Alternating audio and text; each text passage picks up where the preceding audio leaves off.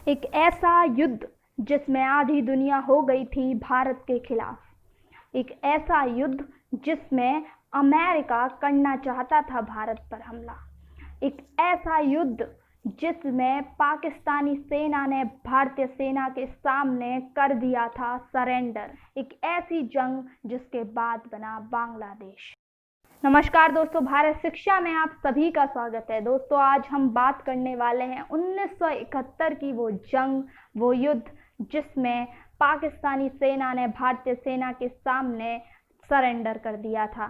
ये युद्ध सिर्फ भारत के लिए ही महत्वपूर्ण नहीं है, ये युद्ध 3 देशों के लिए महत्वपूर्ण है, पाकिस्तान, भारत और बांग्लादेश। शायद आप सभी लोग इस बात को तो जानते ही होंगे कि 1971 से पहले बांग्लादेश पाकिस्तान का ही एक हिस्सा था, जिसको पूर्वी पाकिस्तान के नाम से जाना जाता था।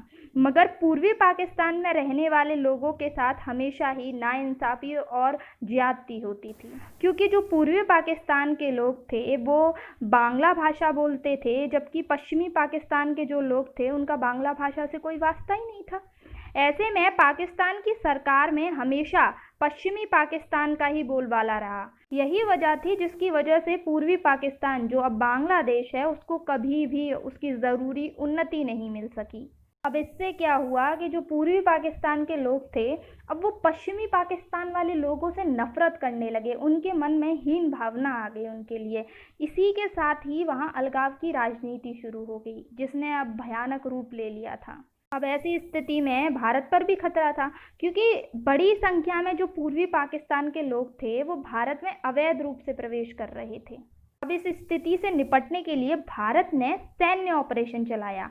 हालांकि इसमें अमेरिका ने अपनी टांग अड़ानी चाहिए और उसने भारत पर हमले के लिए अपने पोत बंगाल की खाड़ी में भेजे। और अमेरिका ने ऐसा इसलिए किया क्योंकि उस समय अमेरिका जो था वो पाकिस्तान के पक्ष में था। कहानी को थोड़ा और डिटेल में जानते हैं कि आखिरकार अमेरिका ने ऐसा किया क्यों। जैसा कि मैंने बताया था कि जो बंगाली शरणार्थी थे वो पूर्वी पाकिस्तान से निकलकर भारत में आने लगे थे। ये भारत के लिए बहुत बड़ी परेशानी थी। अब ऐसे हालातों में गंभीरता बरतते हुए जो तत्कालीन प्रधानमंत्री इंदिरा गांधी थी, उन्होंने अमेरिकी राष्ट्रपति रिचर्ड निक्सन को इस बारे में जानकारी दी कि पूर्वी पाकिस्तान में हालात खराब होते जा रहे हैं, बद से बदतर होते जा रहे हैं और वहाँ से लोग भागकर भारत में आ रहे हैं, तो आप कुछ कीजिए। निक्सन को इस बात की भनक लग चुकी थी कि भारत पाकिस्तान के खिलाफ जंग छेड़ने की तैयारी में लगा हुआ है। दरअसल अमेरिका पाकिस्तान के साथ सेनेटो और सीएटो संधि के तहत जुड़ा हुआ है। तो देखिए, 2 संधि है यहाँ पर, सेनेटो और सीएटो। इन्हीं संधियों से जुड़ा हुआ था अमेरिका पाकिस्तान से। और अमेरिका को डर था कि अगर युद्ध हुआ और भारत जीत गया तो उनके समर्थन से एशिया से सोवियत संघ का विस्तार और बढ़ जाएगा, यानी यूएसएसआर का विस्तार बढ़ जाएगा। आपको शायद पता ही होगा कि उस समय दुनिया 2 गुटों में बटी हुई थी, एक यूएसए और एक यूएसएसआर, और भारत उनमें से किसी के साथ नहीं था। भारत न्यूट्रल था। भारत ने मना कर दिया था कि भैया हम किसी गुट में नहीं जाएंगे। अब देखिए, 28 मार्च 1971 को अमेरिकी secretary of state will Roger के पास पाकिस्तान से एक खत आता है, जिस खत में ये लिखा हुआ था कि हमारी सरकार देश में पूर्वी हिस्से में फैली असंतुलन की स्थिति को काबू करने में पूरी तरीके से फेल हो गई है, मतलब हम काबू नहीं कर पा रहे हैं। ऐसे में अब अमेरिका को यकीन हो गया था कि जंग तो तय है भैया। उसने चीन को भी इसमें शामिल करने की योजना बना ली थी। इसके लिए उन्होंने पाकिस्तान के जरिए चीन को संदेश पहुंचाया।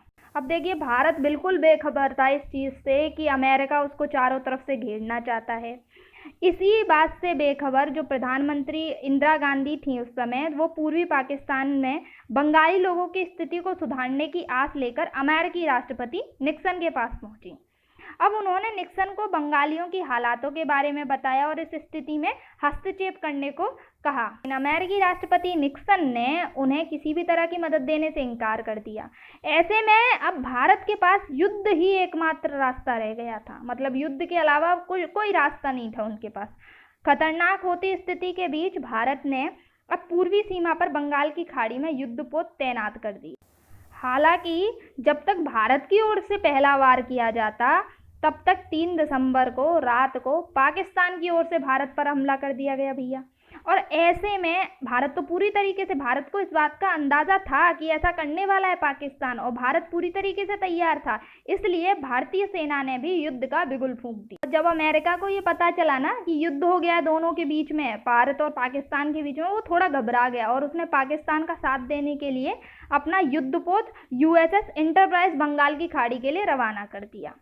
अब अमेरिका ने सोचा कि वह अपनी युद्धपोत की दम पर भारत को आत्मसमर्पण के लिए धमका लेगा। भारतीय नौसेना को इस युद्धपोत की खबर मिली तो भारतीय सेना ने खबर मिलते ही जवाब में अपने युद्धपोत विक्रांत को मैदान में उतार दिया। अब USS एंटरप्राइज और भारतीय शहरों के बीच विक्रांत चट्टान बनकर खड़ा था। ये देखो, अकेला अमेरिका नहीं था जो भारत के खिलाफ था, ऐसे में ब्रिटिश भी भारत के खिलाफ थे इस युद्ध में। और देखिए, उसी बीच सोवियत खुफिया एजेंसी से एक खबर आई थी कि ब्रिटिश युद्धपोत ईगल भारतीय महाद्वीप की ओर बढ़ रहा है। हालांकि इसके बावजूद भारत घबराया नहीं और प्रधानमंत्री इंदिरा गांधी ने सख्त रवैया अपनाते हुए दुश्मन का सामना करने का फैसला किया। इस दौरान इंदिरा गांधी ने इंडो सोवियत संधि के तहत रूस से मदद मांगी। यहाँ पर आया पिक्चर में रशिया। अब रशिया ही एकलौता था जिसने आधी दुनिया के खिलाफ जाकर भारत की मदद की। 13 दिसंबर को भारत की मदद के लिए सोवियत संघ ने न्यूक्लियर हथियारों से लैस युद्धपोत और सबमरीन भेज दी। अपनी मौजूदगी को जताने के लिए सबमरीन को भारतीय महासागर के तल पर रखा गया ताकि दुश्मन को पता चल जाए कि भारत अकेला नहीं है। अब रूस के बढ़ते कदम देख ब्रिटिश उल्टे पांव वापस हो लिए। उनके साथ ही अमेरिका ने भी खाड़ी से अपनी सेना को वापस बुला लिया। अब इसी बीच प्रधानमंत्री इंदिरा गांधी ने एक नया डॉक्यूमेंट पारित कर दिया, नया दस्तावेज पारित किया और पूर्वी पाकिस्तान को अलग देश बनाने की अपनी योजना को आगे बढ़ाया। भारतीय सेना ने पूरी ताकत से हमला किया और लाहौर के रास्ते पाकिस्तान में दाखिल हो गई। पाकिस्तान सेना का क्षेत्र रंचड़ भारतीय सेना के सामने कमजोर पड़ रहा था। अब इसी के कारण 14 दिसंबर को पाकिस्तान आर्मी के जनरल A.K. नियाजी ने ढाका में मौजूद अमेरिकी उच्चायुक्त से कहा कि वह आत्मसमर्पण करना चाहते हैं, यानी कि सरेंडर करना चाहते हैं। इसके बाद ये बात वॉशिंगटन पहुंची और फिर वहां से नई दिल्ली में ये खबर आई। इसके बाद भारतीय सेना को आगे बढ़ने से रोक दिया। पाकिस्तान ने भारत के सामने आत्मसमर्पण कर दिया। भारत और पाकिस्तान के बीच आपसी सहमति के साथ पूर्वी पाकिस्तान को अलग देश घोषित कर दिया गया, जिसे हम आज बांग्लादेश के नाम से जानते हैं। थी 1971 के युद्ध की वो गौरवपूर्ण कहानी जो हर भारतीय को पता होना चाहिए। अगर आपको भी ये कहानी अच्छी लगी हो तो प्लीज़ वीडियो को लाइक करें और हमारे चैनल भारत शिक्षा को सब्सक्राइब करें ऐसी ही भारत की अनूठी कहानियों के लिए। तब तक के लिए नमस्कार। जय हिंद, जय भारत।